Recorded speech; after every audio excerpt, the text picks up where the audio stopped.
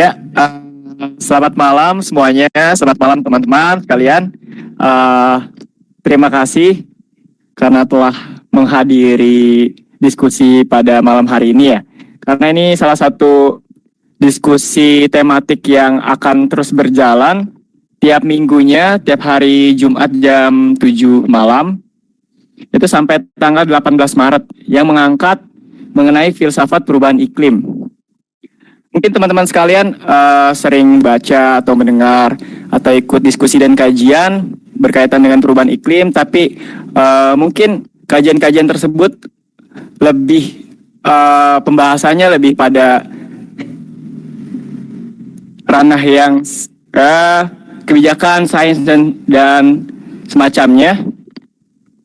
Tapi kita di sini mencoba untuk mengangkat pada ranah yang lebih jauh lagi, yaitu filsafat ya. Maka dinamakan diskusi ini yaitu filsafat perubahan iklim.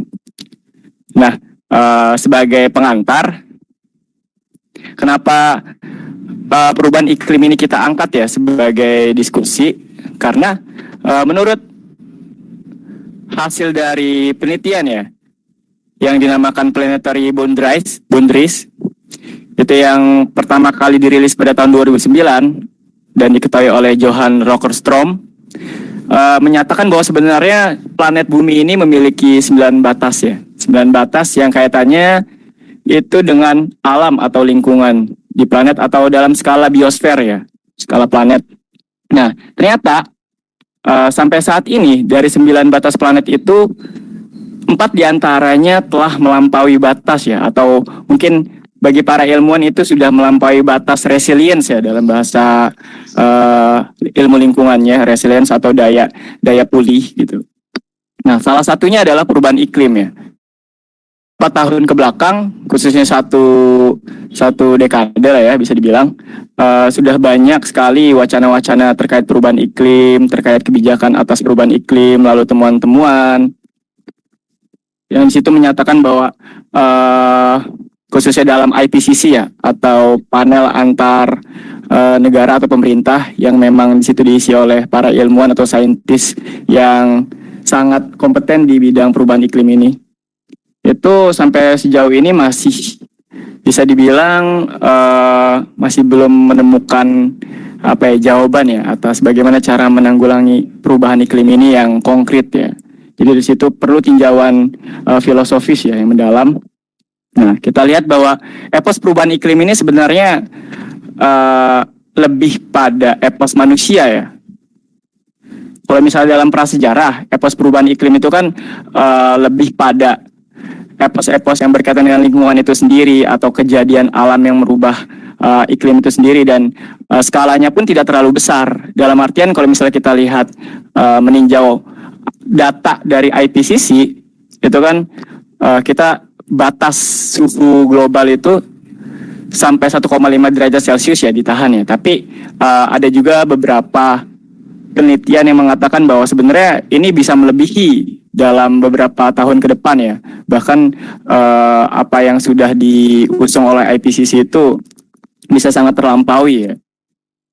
Nah, terus dari beberapa literatur juga menyatakan sebenarnya perubahan iklim itu pada masa prasejarah atau sebelum adanya manusia modern ya, itu sangat mempengaruhi beberapa faktor bagi sejarah manusia. Nah, salah satunya adalah evolusi manusia itu sendiri, itu sangat mempengaruhi ya. Kemudian dari sistem-sistem sosial juga sangat dipengaruhi oleh perubahan iklim. Di sini yang menjadi contoh terbesarnya adalah bagaimana dulu ada zaman es ya. Kita lihat dari zaman es dulu, zaman es lalu tiba-tiba suhu ternyata meningkat, menyebabkan bumi kita menjadi hangat ya, sehingga banyak sekali tanah-tanah yang sudah mulai yang dulunya dilapisi oleh es itu kemudian menjadi subur ya, bisa ditumbuhi oleh tumbuh-tumbuhan yang nantinya bakal dimanfaatkan oleh manusia dan hewan-hewan lainnya ataupun makhluk atau organisme lainnya yang menempati suatu ekosistem itu ya. Nah, terus jadi bisa disimpulkan bahwa sebenarnya perubahan iklim itu dulu bisa sangat memiliki dampak yang positif ya. Saya berani bilang kayak gitu karena apa yang sudah ada dalam kajian itu ya. Nah, bisa dibilang perubahan iklim mempengaruhi evolusi manusia, mulai dari evolusi morfologi ataupun fungsi-fungsi lainnya. Kemudian pada masa kini epos itu terlihat lebih ke arah distopia ya. Itu mungkin kalau misalnya teman-teman melihat film-film, entah itu di Netflix atau di layanan-layanan streaming film lainnya, itu bisa dilihat bahwa film-film dokumenter ataupun yang mengangkat berkaitan dengan isu lingkungan, baik itu perubahan iklim dan yang lainnya, itu eposnya lebih ke arah distopia ya.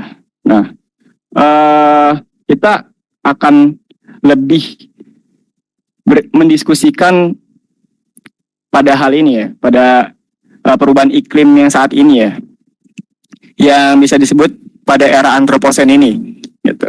Bisa kalau misalnya di beberapa kajian gitu, narasi antroposen biasanya akan dimulai pada era industri modern ya, yang dimulai di Inggris gitu. Tapi ada juga beberapa penelitian yang ternyata mengatakan itu tidak ya. Salah satunya saya lupa dari mana itu, bahwa sebenarnya era antroposen itu dimulai ketika manusia itu sudah mengenal cocok tanam ya, sudah berganti dari pemburu dan pramu itu kemudian ke era cocok tanam. Itu dilihat bahwa adanya pembukaan tanah besar-besaran atau lahan ya untuk agrikultur bagi beberapa peradaban di belahan bumi pada saat itu. Nah, kemudian juga yang menarik ternyata dari penelitian salah satu ilmuwan besar ya, mungkin teman-teman juga pernah mendengar namanya, yaitu Jared Diamond. Dalam bukunya Collapse pun dia menyatakan bahwa salah satu 5 poin framework yang menyebabkan suatu peradaban itu bisa runtuh adalah perubahan iklim ya. Dan sisanya adalah dampak dari manusia itu sendiri.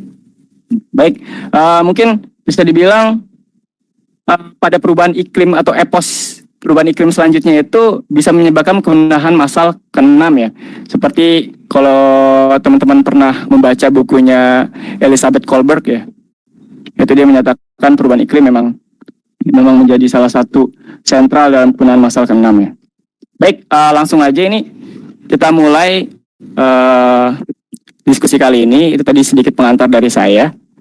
Kita persilakan sini untuk Mas Novan ya. Sudah ada Mas Novan.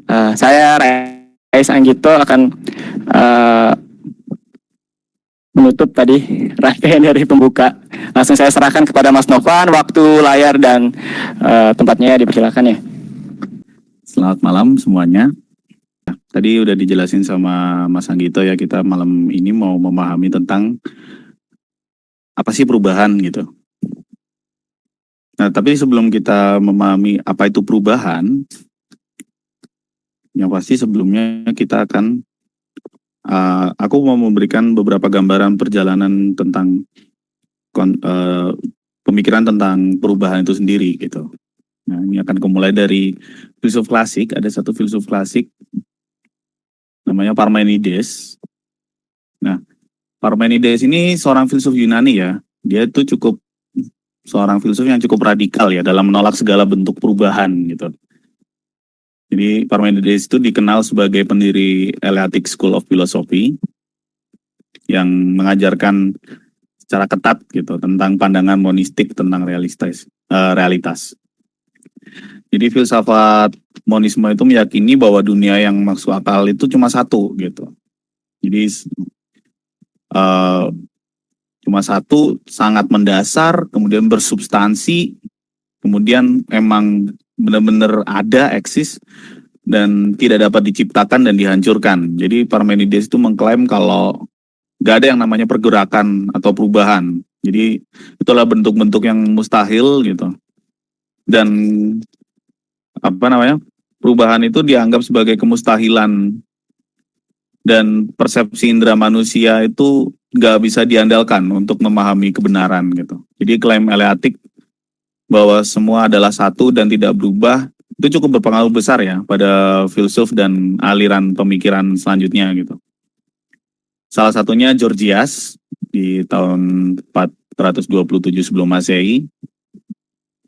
Jadi menggunakan penalaran atau prinsip eleatik dalam karyanya. Jadi dia mengklaim bahwa pengetahuan yang benar itu nggak bisa diketahui, dan apa yang dianggap pengetahuan di dunia ini itu cuma opini aja gitu. Jadi bukan sesuatu yang bisa dianggap sebagai fakta gitu kalau menurut Georgias. Dan Georgias juga sebagai pendiri aliran filsafat skeptis ya. Mungkin kita bisa cari tahu untuk skeptis itu emang benar-benar menolak, meragukan segala hal gitu. Dan berangkat dari dan dia mendirikan filsafat skeptis itu sendiri juga berangkat dari pernyataan apa yang ada adalah ada gitu, dan yang tidak ada tidak akan pernah ada gitu. Itu berasal dari Parmenides. Dan kegagalan indrawi dan sifat realitas yang tidak dapat diubah itu jadi berarti bahwa hal yang diamati itu bukanlah kebenaran, dan jadi Parmenides menganggap bahwa kebenaran itu tidak dapat diamati apalagi dikomunikasikan gitu. Nah di sini ini Parmenides sebagai suatu pemahaman bahwa yang ada, yang being, ya udah memang begitu adanya gitu. Dan setiap perubahan yang terjadi terhadap being tersebut itu adalah suatu hal yang mustahil gitu. Bahkan harus benar-benar ditolak segala bentuk perubahan, karena dia merasa bahwa hal tersebut akan mengganggu esensi dari kebenaran tersebut gitu. Dan dia juga menganggap bahwa orang kalau bisa mengatakan sesuatu hal, ya itu harus benar-benar hal yang ada gitu. Orang nggak bisa mengatakan hal yang nggak ada gitu. Parmenides berpikiran seperti itu. Namun setelah pemikiran Parmenides ini sebenarnya ada sebelumnya salah satu filsuf pendahulunya yang itu cukup satu zaman dengan Parmenides, namanya Heraklitus. Tapi Heraklitus di sini agak lebih tua ya. Dan Heraklitus sendiri mengklaim bahwa hidup adalah perubahan. Dia justru sangat bertolak belakang dari Parmenides yang menolak perubahan. Di mana Parmenides sangat berpegang pada ketetapan gitu kan. Tapi beda dengan Heraklitus yang mengklaim bahwa hidup itu pasti berubah. Dia meskipun dia menganggap pandangan ini sangat jelas, namun orang-orang menolak justru di zaman dia. Bahkan mungkin sampai saat ini ya, masih bentuk-bentuk sebuah perubahan itu menjadi sesuatu hal yang bisa dibilang sulit untuk diterima gitu.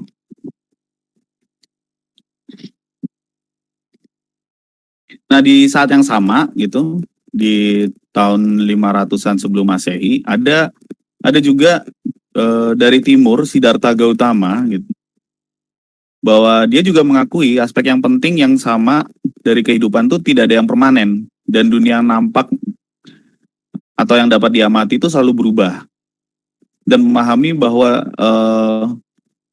justru perubahan itulah sebagai penyebab penderitaan manusia gitu. Jadi seolah orang bersikeras terhadap sebuah ketetapan di dunia yang nggak tetap ini gitu. Dan Sang Buddha itu mendorong orang untuk menerima sifat dasar kehidupan dan melepas diri dari gagasan salah kalau misalnya apapun yang mereka miliki, yang mereka pegang itu adalah permanen. Heraklitus pun juga punya pandangan yang sama ya, tapi ada perbedaan yang signifikan, yaitu kalau di Siddhartha Gautama menganggap bahwa ya kita harus menjauhkan diri dari dari apapun untuk kita tidak terpengaruh oleh perubahan tersebut gitu. Jadi Siddhartha Gautama tetap menganggap perubahan itu nyata, bukan ilusi, bukan suatu hal yang mustahil gitu. Sedangkan Heraklitus lebih berpikir bahwa orang bisa terikat dengan apapun gitu, tapi selama dia memahami bahwa hal tersebut hanya sementara gitu. Jadi perbedaan di antara kedua filsuf ini, Heraklitus mendorong adanya keterlibatan aktif dalam perubahan, sedangkan Buddha atau Siddhartha Gautama lebih menyarankan akan kesadaran untuk tidak terlibat gitu di dalam perubahan tersebut. Ya, Buddha mengajarkan jalan pelepasan bertahap dari perubahan dunia mengarah pada pemahaman atau pengakuan bahwa seorang itu dapat menjalani hidup sepenuhnya tanpa mendambakan apa yang kurang, atau mungkin takut kehilangan atau meratapi masa lalu. Tapi kalau Heraklitus justru mendorong orang untuk menerima perubahan itu sebagai esensi fundamental dari kehidupan dengan hidup di dalamnya, dengan kesadaran total tentang apa yang dimiliki dan yang akan dimiliki itu pasti akan hilang gitu. Kalau Heraklitus punya pemahaman seperti itu. Jadi meskipun fokus utamanya mereka beda, tujuan mereka sama ya. Jadi untuk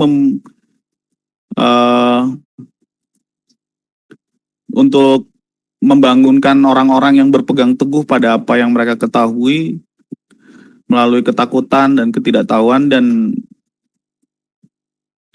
memungkinkan gerakan mereka menuju pemahaman hidup yang lebih tinggi dan lebih bersemangat aja gitu.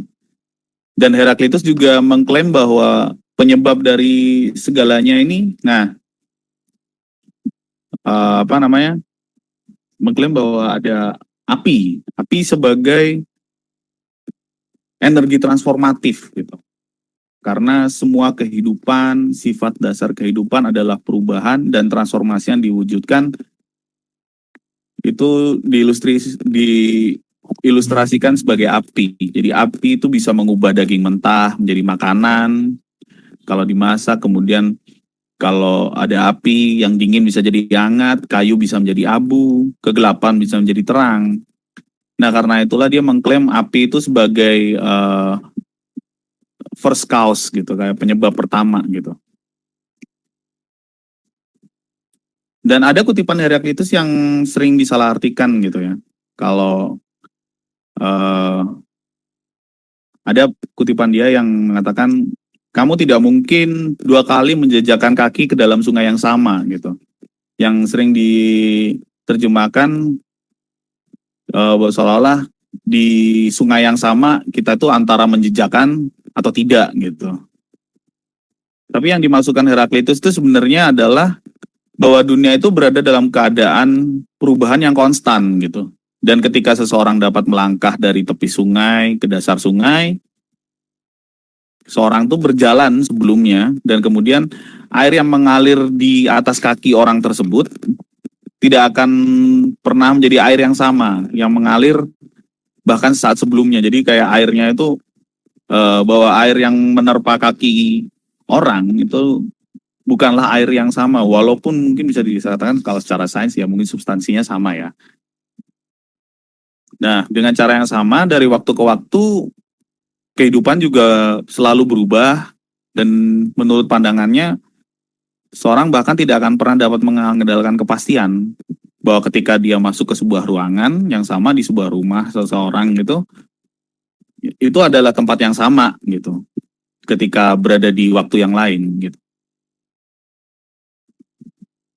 Jadi dalam membuat pernyataannya yang terkenal tentang sungai, Heraklitus juga menggambarkan bahwa kebenaran dasar bahwa hidup adalah aliran konstan gitu. Seperti yang diungkapkan ada frase yang terkenal Pantarei, yaitu semuanya berubah atau hidup adalah perubahan gitu. Heraklitus menyatakan bahwa hakikat kehidupan itu pasti perubahan dan perubahan itu bukanlah aspek kehidupan. Perubahan itu bukan seperti bagian dari kehidupan, tapi justru kehidupan itu sendiri adalah perubahan gitu. Dan kalau kita menolak perubahan, berarti kita melawan kehidupan gitu. Itu menurut Heraklitus seperti itu. Dan dia juga mengklaim bahwa ada kekuatan alam gitu, seperti yang saya jelaskan tadi tentang api yang transformatif gitu, yang menggerakkan segala sesuatu secara berurutan dengan cepat gitu, sesuai dengan sifatnya. Dan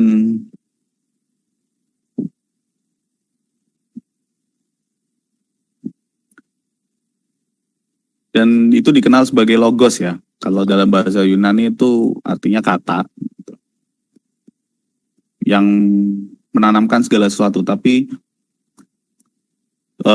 tidak menciptakan dunia atau dapat mengakhirinya. Jadi menganggap bahwa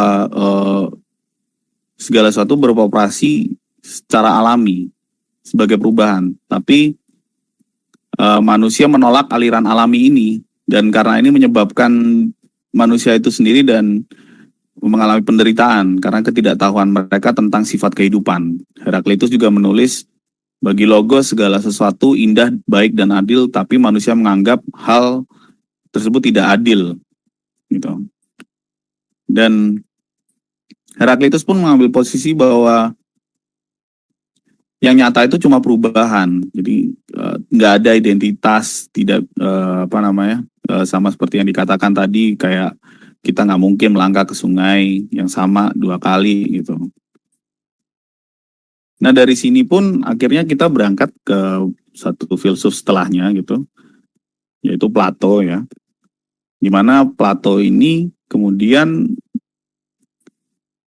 memahami kedua filsuf Parmenides dan Heraklitus ini gitu, dan berusaha menyelesaikan masalahnya dengan mengatakan bahwa ternyata memang ada 2 dunia gitu, yaitu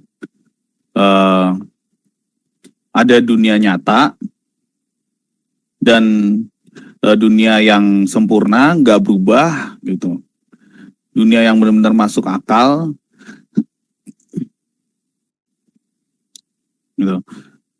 Nah, dan ada satu dunia yang salinan, yang atau kopian gitu, yang benar-benar,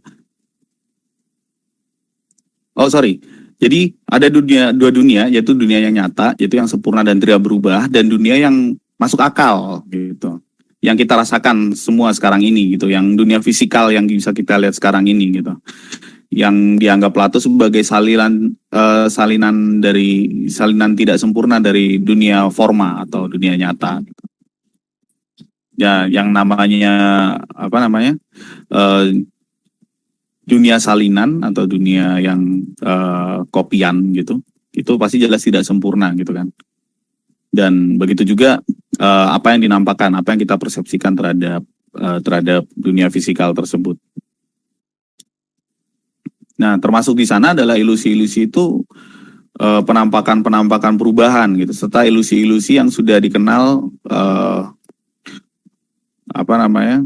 serta ilusi-ilusi yang bisa kita lihat di mana ada perubahan-perubahan yang menyusut, mengembang dan segala macamnya itu ya. Jadi teori forma itu menyatakan kayak ada 2 tingkat realitas yang berbeda gitu. Jadi, dunia penglihatan dan dunia suara gitu. Yang dunia yang kita huni sekarang, dan dunia forma yang dapat dipahami, yang berdiri jadi seolah di balik dunia yang kita lihat ini gitu, dunia yang bisa kita dengarkan, kita rasakan ini, ada bentuk dunia yang lebih ideal gitu. Jadi ada bentuk dunia yang memang lebih ideal daripada yang kita persepsikan ini gitu. Plato memberikan contoh seperti ketika orang mengidentifikasikan orang cantik atau lukisan indah atau pemandangan yang bagus gitu. Itu karena kita juga memiliki konsepsi umum tentang kecantikan itu sendiri atau keindahan itu sendiri gitu. Dan kita bisa mengidentifikasikan bahwa itu indah,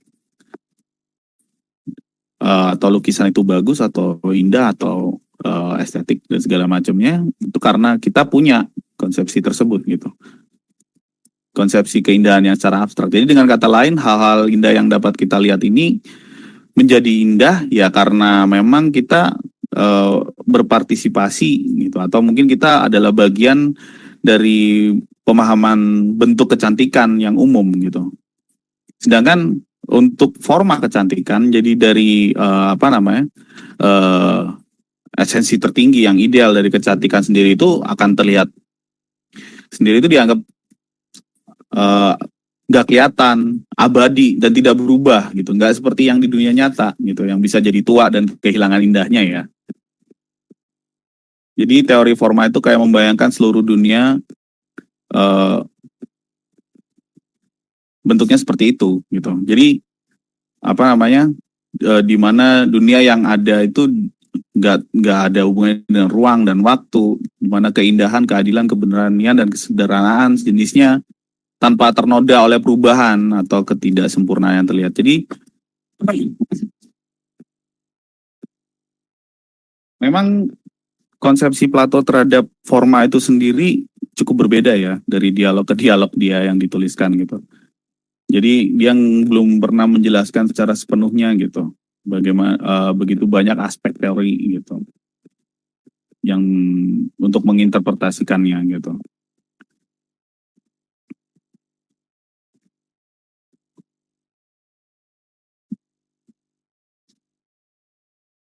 Nah, dari sini kita beranjak cukup jauh ya gitu ke salah satu seorang filsuf modern yaitu Immanuel Kant.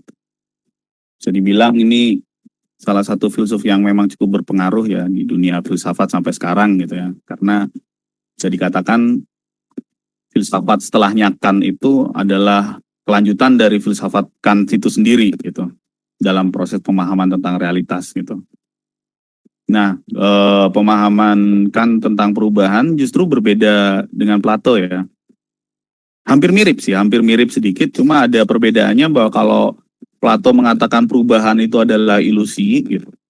Justru Kant memasukkan perubahan itu ke dalam forma itu sendiri, ke dalam bentuk realitas murni itu sendiri gitu. Jadi istilahnya ya kalau pemahaman yang membuat kita tidak memahami tentang realitas murni tersebut justru dari pemikiran manusianya itu sendiri. Jadi bukan kalau Plato itu menganggap bahwa yang nampak ini adalah ilusi, maka tugas kita adalah menembus ilusi itu untuk mencapai esensi tertinggi yang ideal itu sendiri. Sedangkan Immanuel Kant akan menganggap bahwa enggak, justru yang nampak itu bukan ilusi, justru itu bagian dari yang ideal gitu. Hanya kita yang mempersepsikannya karena usaha kita untuk mempersepsikannya membuat kita gagal untuk memahami atau mendapatkan esensi yang ada di yang nampak pada kita gitu. Jadi bisa dikatakan kalau contoh kayak jeans gitu ya, kayak ada kita pakai celana jeans gitu. Nah, celana jeans kalau misalnya kan kita tahu ya ada jeans yang bolong-bolong gitu di dengkulnya biasanya. Nah, kalau Plato nanti akan menganggap bahwa ada bentuk jeans yang memang benar-benar bagus gitu, nggak bolong-bolong gitu. Nah, kita harus cari tahu nih kenapa ini jeans bisa bolong gitu. Bagaimana kita mencari tahu bentuk jeans yang benar-benar utuh gitu. Sedangkan kalau Kant akan menganggap bahwa ya jeans yang bolong itu udah bagian dari sononya, dari pabriknya gitu. Kalau itu udah bolong-bolong gitu. Jadi justru persepsi kita yang bagaimana kita mencari tahu bagaimana jeans itu bisa bolong gitu. Nah, kalau Plato itu bahwa ingin mencari tahu tentang jeans yang benar-benar nggak bolong, sedangkan kalau Kant itu pengen mencari tahu kenapa jeans itu bolong. Atau ibarat kata kayak Plato, bagaimana menemukan kalau kita ada yang tahu film The Matrix mungkin ya, di Matrix yang kedua, Matrix Reloaded, itu ada seorang bapak-bapak tua dari Jepang gitu, dia kerjanya bikin kunci untuk bisa membuka semua pintu gitu. Nah, Plato itu seperti kunci tersebut. Bagaimana kunci ini bisa aku gunakan untuk membuka semua realitas gitu. Bagaimana bahwa perubahan-perubahan yang terjadi tersebut gitu bisa aku tembus untuk memahami ketetapan gitu. Sedangkan kalau Immanuel Kant sendiri itu akan menganggap bahwa pintu yang ingin dia masuki itu sudah terbuka. Bahwa perubahan-perubahan yang terjadi itu memang sudah bagian dari esensi tersebut gitu. Maka Kant akan berusaha untuk mencari tahu kunci mana. Jadi ketika dia masuk ke dalam ibarat kita masuk ke dalam sebuah ruangan, kalau dalam perspektif Kant akan seperti ruangan itu sudah terbuka, dan ketika kita masuk ke dalam ruangan tersebut, ruangan itu berisi kunci-kunci. Nah, tugas kita adalah memilih mana kunci yang tepat untuk bisa cocok dengan pintunya, gitu. Jadi istilahnya kalau Immanuel Kant akan berusaha bagaimana kita mencari tahu, gitu, kenapa pintu itu terbuka, gitu. Dan kunci mana yang cocok gitu. ke pintu tersebut gitu.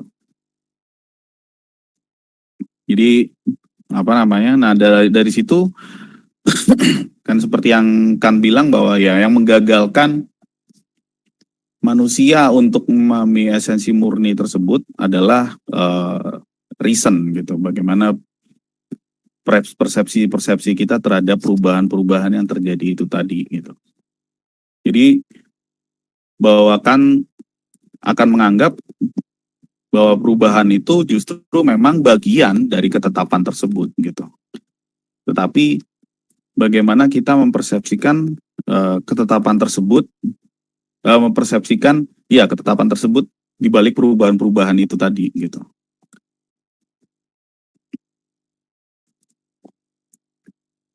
Nah, kemudian ada satu lagi setelah Kant muncul satu filsuf lagi bernama Hegel ya. Nah, Hegel ini justru sangat berbeda dengan Plato dan Kant gitu. Hegel justru menganggap bahwa realitas yang dianggap ideal atau transendental menurut Kant atau Plato, yang dianggap ideal oleh Plato dan transendental oleh Kant, itu sebenarnya ternyata Hegel menganggap itu adalah ilusi gitu.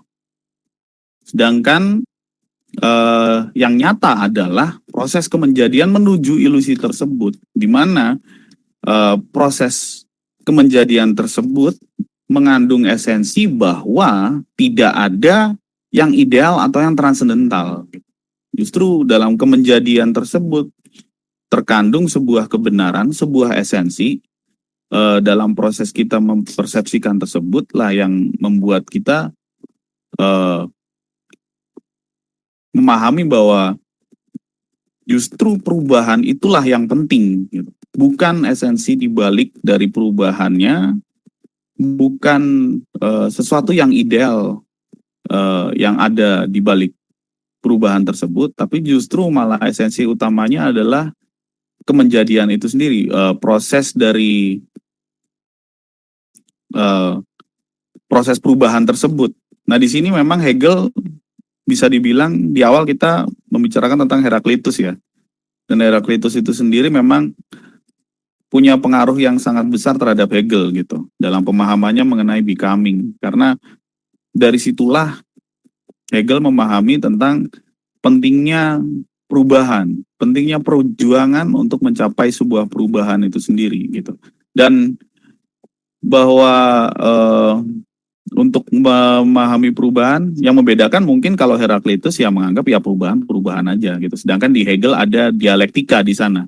Untuk memahami sebuah realitas, bukan sekedar kitanya saja yang berdialektika, tetapi realitas tersebut pun terjadi melalui dialektika gitu. Jadi dalam pemahamannya tentang perubahan pun, bahwa realitas yang dianggap tetap pun mengalami perubahan untuk mencapai realitas yang kita persepsikan sekarang gitu. Seperti itu. Jadi bagaimana pemahaman tentang perubahan itu menurut Hegel pun penting gitu, dan bagaimana dia menganggap bahwa sebuah realitas yang kita anggap bahwa ada sesuatu yang ideal, ada sesuatu yang memang benar-benar transendental atau yang mendasari semua ini, Hegel menganggap itu adalah sebuah ilusi gitu. Dalam Hegel ada sebuah istilah spekulatif idealisme spekulatif, di mana karena spekulasi yang kita hadirkan berdasarkan pemahaman berdasarkan realitas yang ada gitu, maka dari situlah akhirnya yang menetapkan bahwa realitas yang dimunculkan tentang sesuatu yang ideal dan segala macamnya itu adalah ilusi.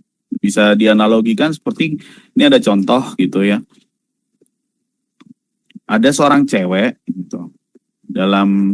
Dia seorang cewek yang kaya gitu. Kemudian dia sedang kembali ke kampungnya yang lama gitu. saat di kampungnya yang lama, dia bertemu dengan gubernur, seorang gubernur dari desa tersebut, ya, kepala desa atau petinggi dari kampung tempat tinggalnya dulu. Dia mengatakan bahwa aku pengen mantan pacarku meninggal. Aku pengen mantan pacarku dibunuh karena yang entah sakit hati dan segala macamnya. Nah, kalau misalnya dia mati, maka akan kubuat kota ini atau desa ini menjadi tempat yang paling kaya. Akan kuberikan seluruh harta di dunia ini kepada kota ini. Seperti biasa ya, gubernurnya pasti mengatakan, siapa Anda? Gitu. Mengatakan hal-hal seperti ini.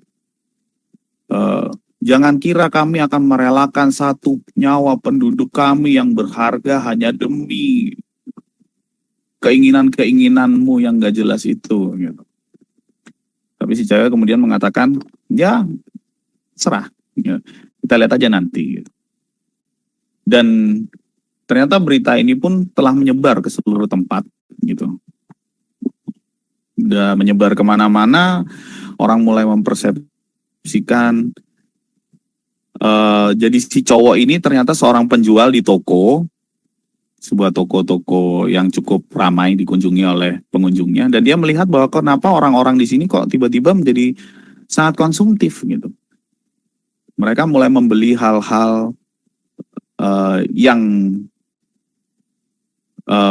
hal-hal banyak gitu, kayak beli sofa, beli apa. Jadi mereka seolah-olah masyarakat sudah berpikir bahwa ada yang pengen bikin kita kaya. Nah, kemudian di sana mereka berspekulasi bahwa bentar lagi kaya nih. Baiklah kalau gitu aku akan membeli sofa, betulin pintu rumah, betulin toilet dan segala macamnya.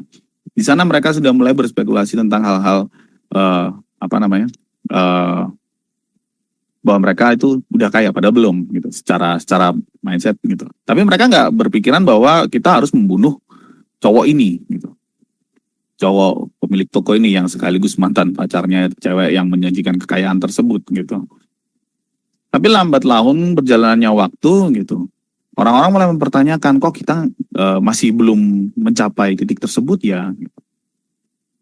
Mereka mulai memahami bahwa keberadaan si cowok inilah yang ternyata menghalangi kondisi ideal mereka, menghalangi mereka untuk menjadi kaya gitu. Yang tanpa sadar, orang-orang masyarakat mulai memunculkan kebencian, bahkan mencari-cari kesalahan si cowok ini gitu. Dan akhirnya pun di suatu kondisi akhirnya mereka menciptakan forum, mereka voting apakah kita harus mengeksekusi cowoknya atau tidak, dan kemudian voting dilakukan dan akhirnya cowok tersebut dieksekusi gitu. Dan mereka mendapatkan idealisme, mendapatkan apa yang dijanjikan tersebut gitu. Nah, di sini bisa dilihat bahwa dari spekulasi-spekulasi yang ada gitu, bagaimana proses untuk menuju bahwa kondisi di mana semisal cowoknya tidak dieksekusi atau mengeksekusi si cowok itu adalah kegagalan dari suatu yang ideal, yaitu mereka menjadi kaya itu sendiri, di mana yang sebenarnya membuat mereka kaya itu bukanlah kematian si cowok ini, tetapi karena mereka menciptakan idealisme mereka sendiri, menciptakan merealisasikan realitas itu melalui tereksekusinya si cowok ini. Perubahan itu bukan lagi sesuatu yang ilusi atau sesuatu yang memang necessary, tapi justru perubahan itu dalam pandangan Hegel adalah sesuatu yang memang diciptakan dan memang secara tidak langsung karena adanya pemahaman yang ideal dalam pemikiran manusia tentang suatu hal yang akhirnya menciptakan perubahan itu sendiri, bahwa perubahan-perubahan itu dapat terjadi pun karena manusia itu sendiri. Dan bagaimana terjadinya perubahan pun di lingkungan kita dan di alam dan segala macamnya, bahwa memang perubahan itu memang sudah ada gitu. Tapi untuk mempersepsikan perubahan itu sendiri pun menurut Hegel, bahwa kita yang mempersepsikan adanya perubahan tersebut gitu. Dan yang awalnya kalau kita pahami bahwa tentang alam itu sendiri, manusia hanya berkutat dengan ekosistemnya sendiri, dengan manusia itu sendiri gitu. Tidak terlalu mempengaruhi alam, yang akhirnya manusia itu sendiri pun menjadi sangat berpengaruh terhadap perubahan iklim atau alam di masa sekarang gitu. Bahwa kesadaran-kesadaran itu perlu adanya kesadaran bahwa bukanlah ada bentuk alam yang memang ideal atau suatu alam yang memang benar-benar indah dan benar-benar nyaman gitu. Tapi justru yang nyata adalah bagaimana alam itu sendiri pun telah berubah, dan yang membuat alam itu berubah pada kondisi sekarang pun tidak hanya karena alam itu sendiri. Seolah ada yang menganggap bahwa oh, alam telah marah kepada kita dan itu adalah salah manusia. Enggak. Justru malah kesalahan itu menurut Hegel yang dianggap bahwa alam itu tidak marah, tidak ada alam yang marah atau bagaimana. Tapi memang alam itu dari dulu udah seperti itu, seperti adanya. Kita yang mempersepsikan, oh alam itu indah, oh alam itu seperti ini. Dan ketika alam itu menjadi tidak indah, itu karena alam itu marah. Justru karena Hegel akan menganggap, justru itu karena manusia itu sendiri, kita mempersepsikan perubahan-perubahan itu. Ya, jadi bisa dikatakan bahwa tentang apa itu perubahan pun, pemahaman tentang perubahan itu bisa dibilang berubah-ubah gitu kan. Ada yang menganggap bahwa perubahan itu adalah sebuah ilusi gitu, kita pahami dari Parmenides, dan itu pun mungkin sampai sekarang ya. Bagaimana orang menganggap bahwa perubahan itu sendiri adalah sesuatu hal yang mungkin menakutkan atau bukan hal yang biasa gitu terjadi gitu, karena merasa bahwa apa yang mereka miliki, apa yang mereka punya sekarang itu adalah sesuatu yang memang benar-benar ideal dan segala macamnya. Kemudian bagaimana perubahan itu pun bukan sekedar, padahal yang kita ketahui bahwa perubahan itu sendiri mungkin hanya mengerikan seketika perubahan itu terjadi. Ketika perubahan itu telah terlewati pun kita hanya menyongsong sebuah perubahan yang baru. Berbeda dengan ketika kita menginginkan segalanya tetap seperti apa adanya pun, berapa banyak hal yang harus dikorbankan hanya demi sebuah ketetapan gitu. Ini bisa dilihat dari bagaimana Hitler menginginkan sebuah negara yang memang tetap seperti itu gitu. Jerman yang benar-benar tetap Jerman yang unggul gitu, dan apa yang dia lakukan pun menghancurkan negaranya sendiri gitu. Yang berbeda dengan Mahatma Gandhi gitu, yang dia menginginkan perubahan di dalam negaranya, dan perubahan yang dia lakukan pun membawa India untuk menjadi negara yang lebih baik dan bebas dari kolonialisme gitu. Jadi itu ya, sekian pemaparan saya yang cukup tidak bermanfaat. Saya kembalikan ke Bapak Anggito. Mas Anggito.